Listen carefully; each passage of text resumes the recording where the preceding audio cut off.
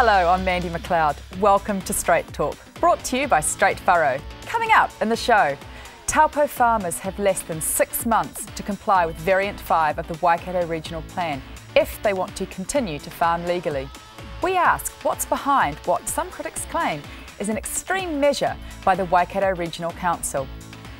Directors of the share milking company Milk Pride, Murray Flett and Ross Cottier face more than 700 breaches of the Animal Welfare Act stemming from a MAF investigation into a Crayford Farms property in 2009. Do we need tighter professional standards for those in charge of servicing our industries?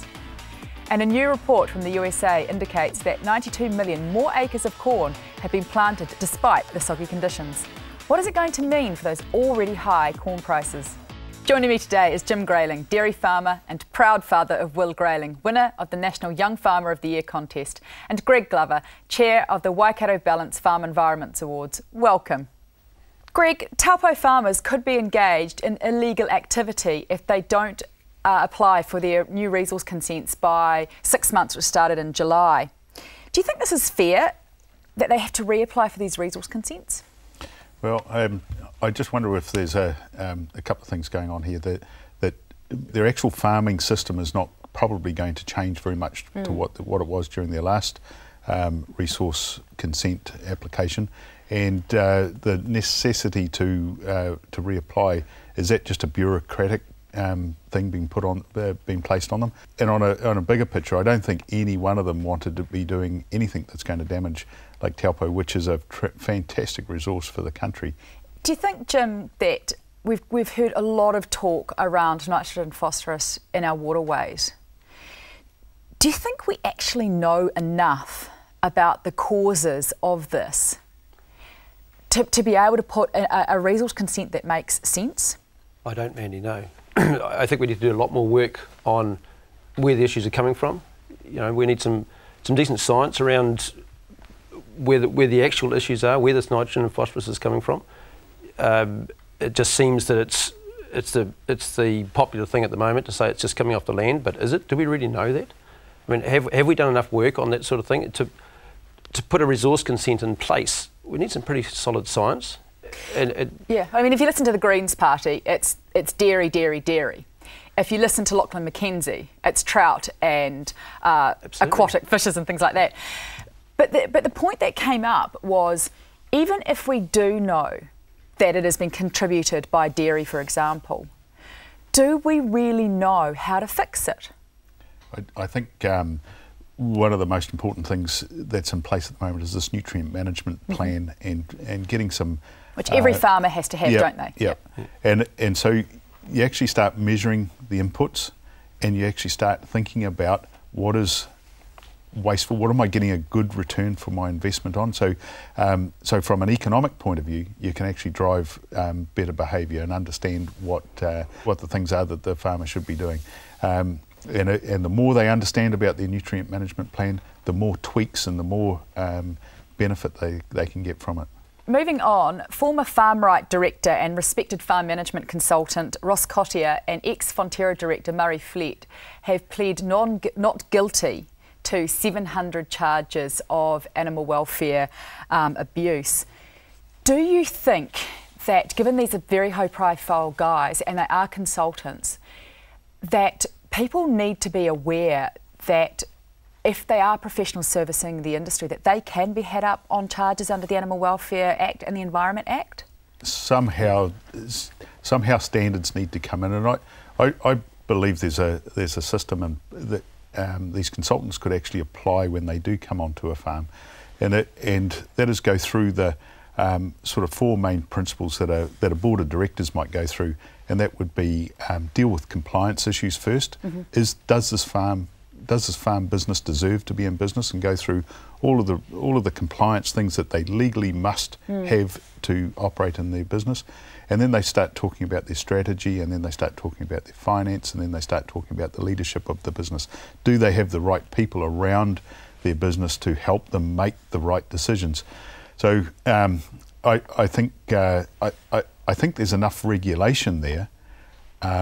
Do you think it's more about the consultants themselves having a rigorous, parent transferable or even defendable process in place, that if they're not doing the things that you say, Greg, that they can actually be reprimanded in an appropriate manner. Jim, what do you think? Well, someone's got to be held accountable, Mandy, for perhaps the image that is portrayed out there of us in particular dairy farming sometimes. It's probably only a very small percentage at the bottom end, but unfortunately that very small percentage is what the public get to know about us as farmers, and we don't like it. And we do need to lift the game, especially at that bottom end. It might only be 1% or less than 1% at the bottom end, but until we get that bottom end lifted up, we're not going to win the hearts of the urban people. So we need them on our side. I just need to reiterate that both Murray Flett and Ross Correa are defending these charges.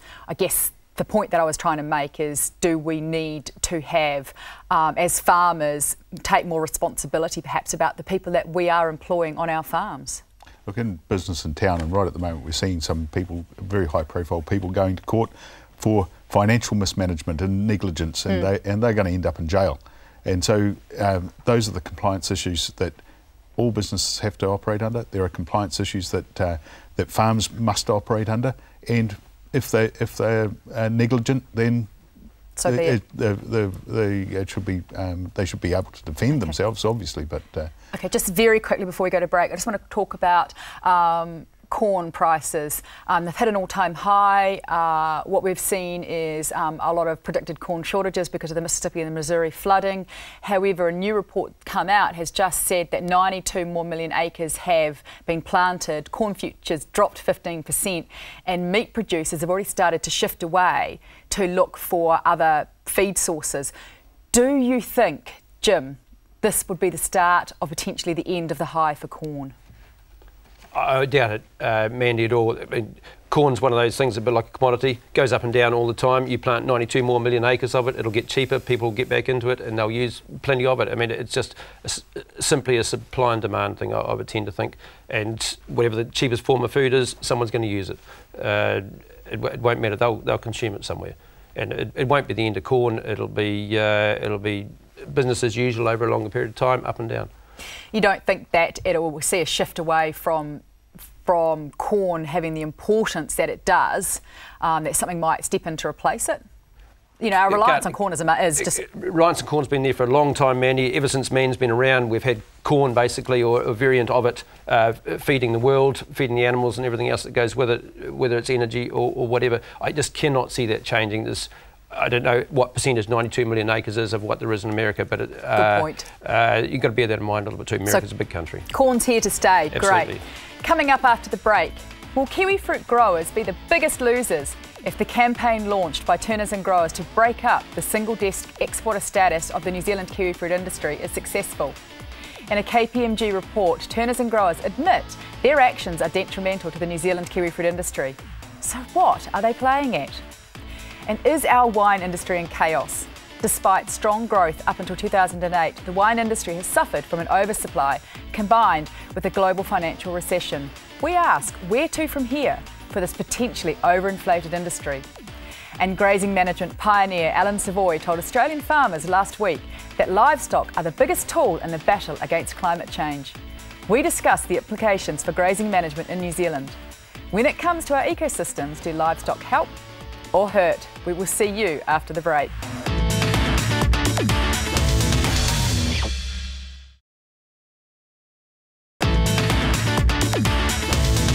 Welcome back to Straight Talk, brought to you by Straight Furrow. In an article written in The Land, grazing management pioneer Alan Savoy argues that the popular view that livestock are responsible for the collapse of the ecosystem is wrong.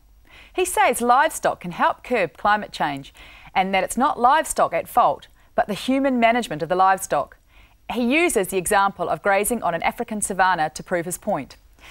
Greg, what do you think about this? I think human management of the animals actually is correct in that respect.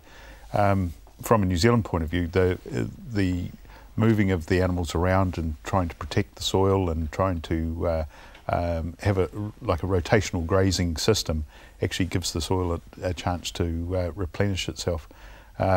and to recover from the pressure put on it. Whereas if they're just sort of set stocked, that puts a lot of pressure on the whole system. Jim, doesn't that just make sense to us? Is that not what we do?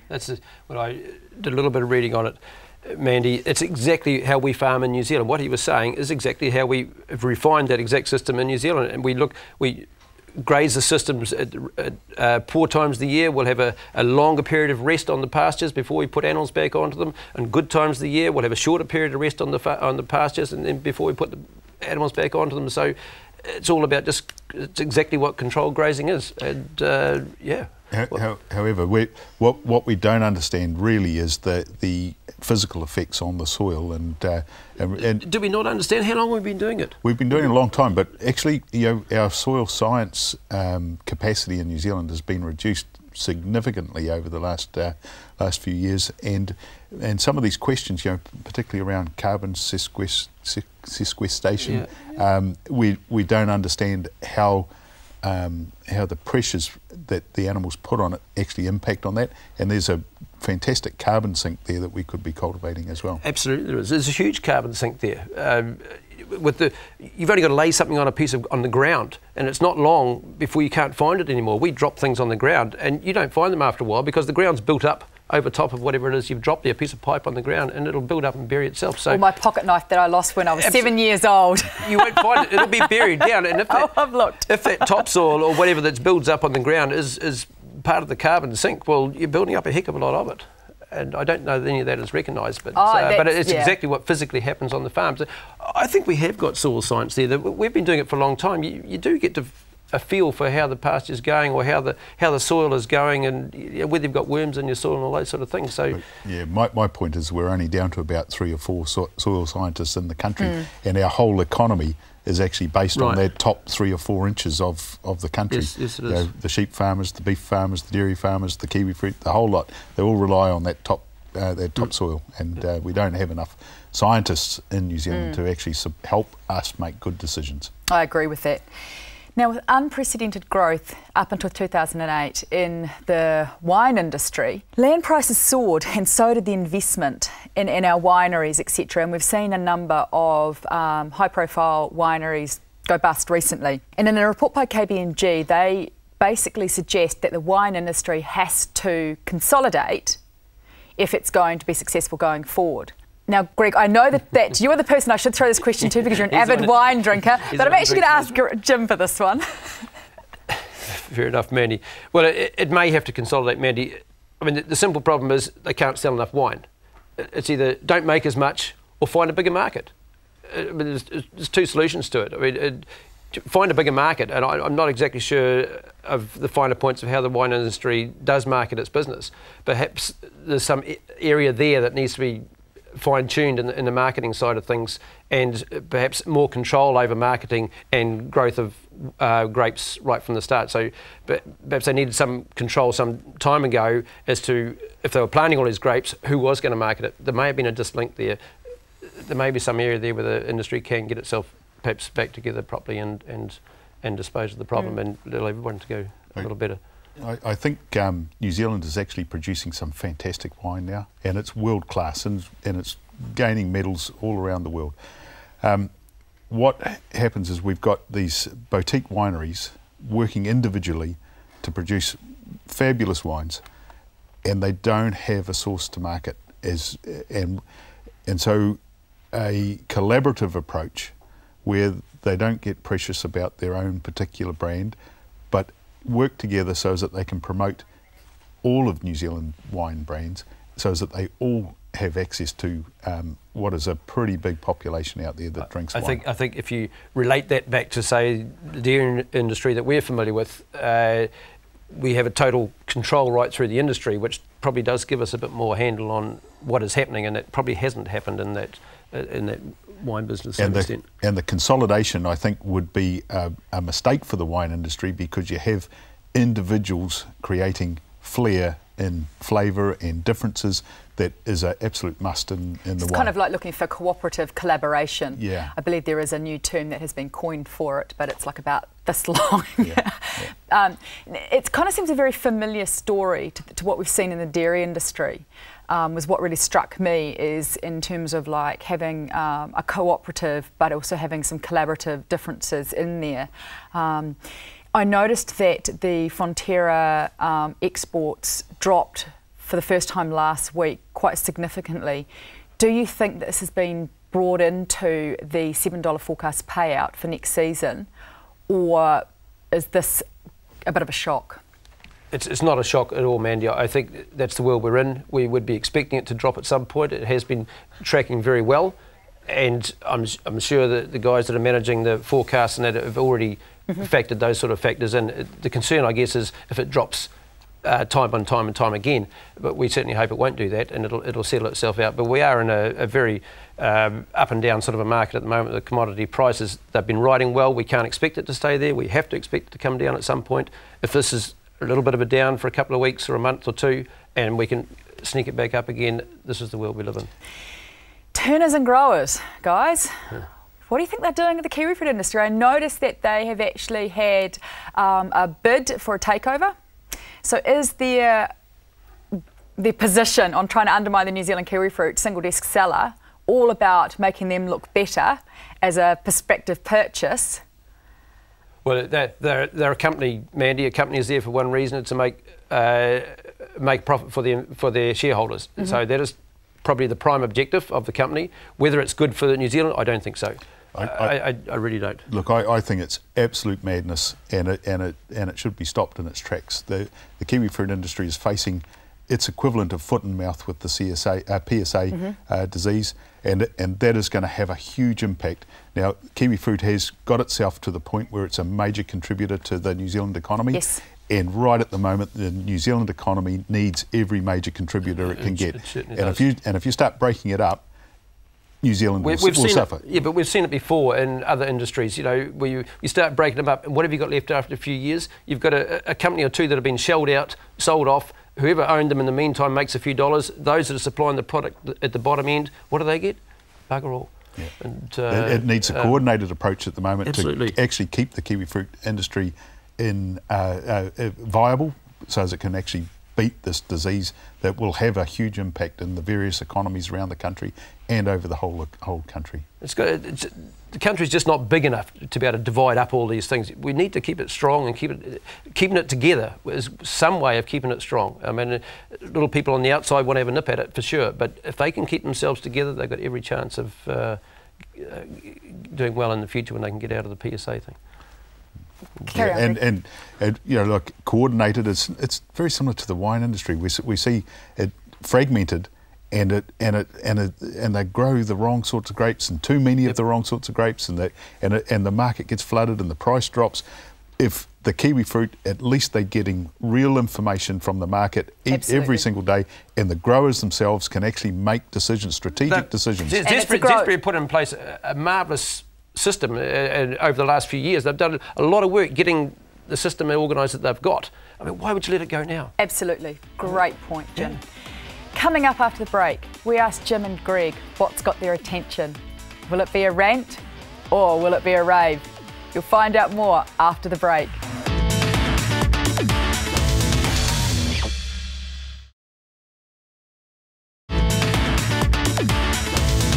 Welcome back to Straight Talk, brought to you by Straight Furrow. It's time now for our weekly rant or rave. Jim, you got a rave for us? A rave, Mandy. I guess I've got a pretty good rave, Mandy. With our young William, took out the National Bank Young Farmer of the Year a couple of weeks ago, or weekend ago. It's quite a rave. We've been living on a bit of a high since, and I haven't even been doing it, but the positive things that I've seen in the last week or two around that young farmer competition, Mandy, have actually been fantastic. It's so encouraging to see all these young guys out there, so knowledgeable, doing all the things. It really makes you think that we've got some great leaders coming on in the industry, and that's what we need. We need all this leadership coming through from down below, and the skills that these young fellas have got. It's just mind-boggling, and all the guys that entered that competition, right from club level right through to the districts and regions and the finals, it's been a fantastic week to see all that come together and be so positive. It's been absolutely fantastic. I hear there were a few tense moments in your camp, Jim. That's fair to say, Mandy. There were some tense moments. We thought we brought our child up to be able to do maths and a few things like that, and he let us down at the last moment. But I guess it just showed how much pressure there was on these guys sitting up there in the spotlight, having to answer questions, quick fire. They know the answers a lot of the time, but to bring that answer out right in front of everybody else under that sort of pressure, it just shows you what pressure can do. And it's not they don't know the answers, it's just what comes out your mouth when you're under real pressure. And luckily he got through in the end. But oh, I know all about that. Absolutely. Jim, where do you think he's going to go from here? Has he given any signals? Like, you talk about it being a great forum for growing leaders. Where do you see him going?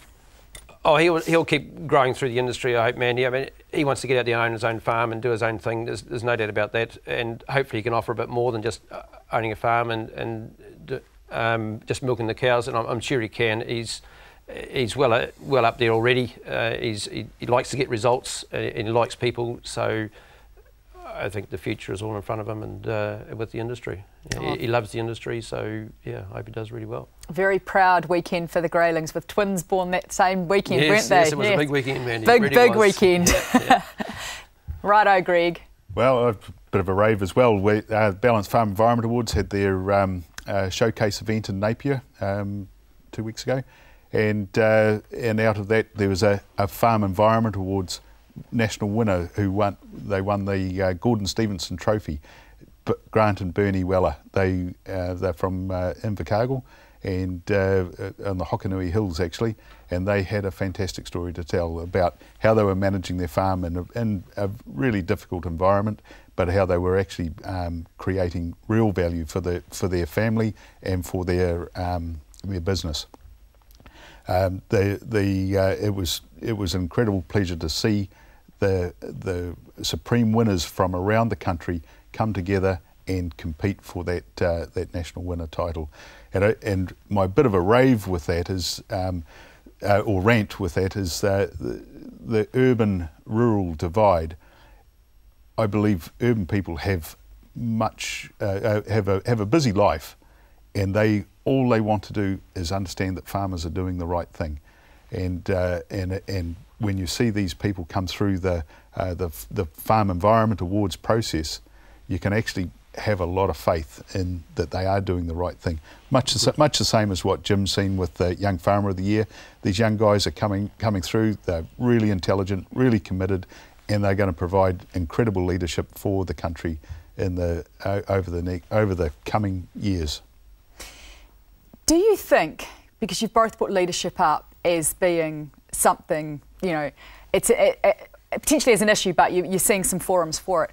Do you think that there is enough places for these winners to go to the next step? Like, how do they take that leadership that they've just proven in these contests and get further into it to really get out there as leaders? There's, in my experience, there are some really good opportunities out there. I think from a farming perspective, we have got various leadership programs that are in place, like Kellogg's at Lincoln University, and but also there are some urban leadership courses that maybe some of these farmers should actually go on to actually get an understanding of what city folk go through and what bothers them on a day-to-day basis. What are the challenges that they have, and not just worry about the challenges we've got, but actually understand the other part of New Zealand population, because there's 4 million people in New Zealand. There's approximately 30,000 farmers in New Zealand. We are a minority. We need to understand that side. Within the farming business, Manny, there's lots of areas where the guys can step into leadership roles. Yeah, might just be on a committee somewhere, or building up through a committee, whether it's on the environmental stuff, whether it's on the straight furrow type stuff, the federated farmer stuff, the livestock. There's all sorts of things that go on within the farming business where we need people stepping up, doing the committee work, becoming directors of various aspects of the farming. So there's lots of opportunities for these guys to step forward and and run something. And they will. They'll, whether it's just for a start, the young ones, the young farmers group, they need national leaders and committee people and all that sort of thing. So there's heaps of opportunity there for them. And like Greg says, there's plenty of training that's available. And yeah, no, we're in good hands. Fantastic. I'm really pleased to hear that. That wraps up our latest edition of Straight Talk, brought to you by Straight Furrow. And I'd really like to thank my guests, Jim Grayling and Greg Glover. And thanks to you too for watching. Remember to check out my blog online at country99tv.co.nz. I love hearing from you. Catch you next week, and in the meantime, keep on smiling.